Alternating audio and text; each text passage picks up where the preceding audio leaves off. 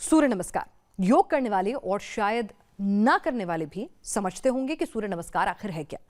तन मन में नई ऊर्जा भरने वाला ये सूर्य नमस्कार अब all India Muslim personal Law board के निशाने पर आ गया है।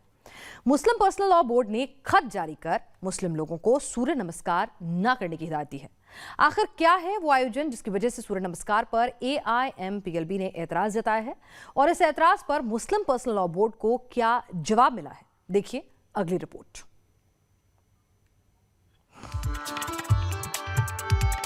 और समय है, शाम है तो किसी भी समय कर सकते हैं।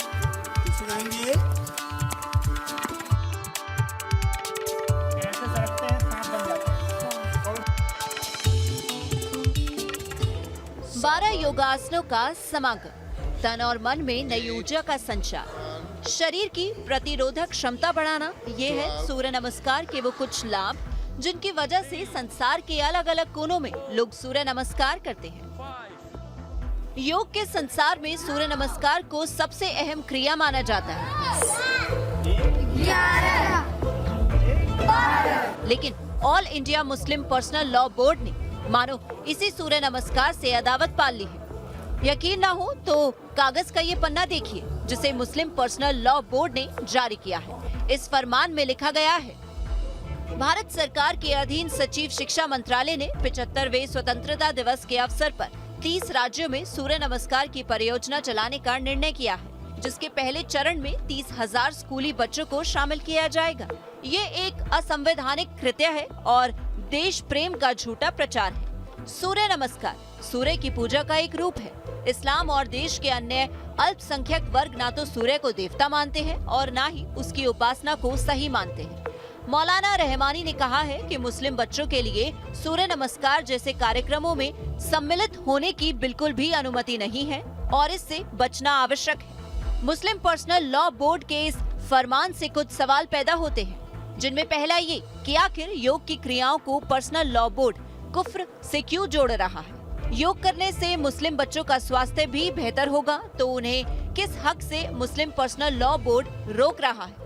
दुनिया के अलग अलग देशों में योग और सूर्य नमस्कार हो रहा है तो योग की जन्मभूमि भारत में रोक लगाने वाला मुस्लिम पर्सनल लॉ बोर्ड होता कौन है।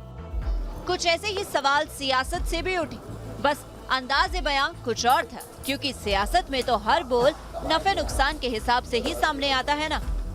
देखिए, जिससे बच्चों को फायदा होता है अगर सरकार वो करती है तो किसी को किसी तरीके का ऑब्जेक्शन नहीं है, लेकिन अगर राजनीतिक फायदे के लिए बच्चों का दुरुपयोग किया जाए तो मुझे लगता है कि शिक्षा के क्षेत्र में ये सर्वथा वर्जनीय है और निंदनीय भी है। सूर्य नमस्कार योग की एक विधा है और उस विधा का विरोध करना, मुझे लगता है चुनाव के समय कुछ अविवेकपूर्ण तरीके से इस तरह का फतवा जारी हो रहा है। भारत लोकतंत्र से चलता है, फतवों से नहीं। मुझे लगता है कि इसका फायदा है और छात्र और छात्राएं सूर्य नमस्कार करते रहेंगे। किसी मौलाना या मौलवी के फतवे से ये रुकने वाला नहीं।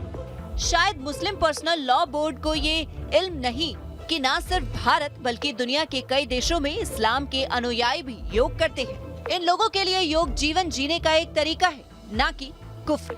All India Personal Law Board जिस तरीके की बात कर रही है कि सूर्य नमस्कार एक तरीके का प्रोपेगेंडा है, तो उन्हें ये जानने की आवश्यकता है कि सूर्य नमस्कार भारत की संस्कृति है और वो कोई आज की नहीं है, वो